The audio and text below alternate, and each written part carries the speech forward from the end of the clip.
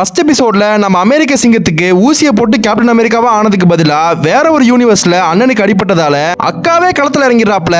என்னதான் பவர் பக்காவா இருந்தாலும் ஒருத்தன் கூட பொம்பளைங்கிறதுனால மதிக்க மாட்டேங்கிறான். இருந்தாலும் ஸ்டீவன் கொடுத்த மோட்டிவேஷன்ல எலும்பு மண்டைங்கிட்ட இருந்து டெசராக்ட் தூக்க புறப்படுறாப்ல. கூடவே தலைவன் ஸ்டார்க்கோட அப்பன் வைப்ரேனியம் ஷீல்ட கொடுத்து அனுப்புறான். வந்தவனை பூரா தூக்கி கழுத்தா மடியில சாட்டு போட்டு ஹாவர்ட் ஸ்டார் கிட்ட அக்கா டெசராக்ட் ஒப்படைக்கிறா. டோனி ஸ்டார்க்கோட அப்பன்டா நாங்கிற மாதிரி ஆர்க் ரியாக்டருக்கு பதிலா டெசராக்ட பவர் சோர்ஸா வச்சு பாவப்பட்டு இருந்த நம்ம ஸ்டீவனுக்கு ஒரு சூட்டு செஞ்சு தரான். பாக்குறதுக்கு வேணா மார்க் 1 மாதிரி மட்டமா இருந்தாலும் அட்டாக் பண்ற ஸ்டைல்லாம் சும்மா அற்புதமா இருக்கும். இப்படி இவங்க ஜோடியா மொத்த ஹைட்ராவையும் சம்பவம் பண்ணிட்டு ஜொயின்னு பறந்துகிட்டு இருக்க சும்மா இருப்பானா பிளான போட்டு ட்ரெயின்ல குண்டு வச்சு ஸ்டீவனை சாச்சிடுறான். இதை பார்த்து நம்ம அக்கா காண்டாகி கொப்ப மவனை உன சும்மா விட மாட்டேன்டான்னு மொத்த பள்ளியிலையும் கூட்டிட்டு சண்டைக்கு போறா. அங்கிட்டு போய் பார்த்தா தான் தெரியுது சூட்டோட புதஞ்சு கிடந்த நம்ம ஸ்டீவனை தோண்டி எடுத்து டெசராக்ட புடுங்கி பல வேலை பார்த்துக்கிட்டு இருக்கா இந்த மொட்டை. போர்ட்டல ஓபன் பண்ணி அந்த பண்ணாட ஒரு கொடூர கனவாமின ஓபன் பண்ணி விட்டுறான்.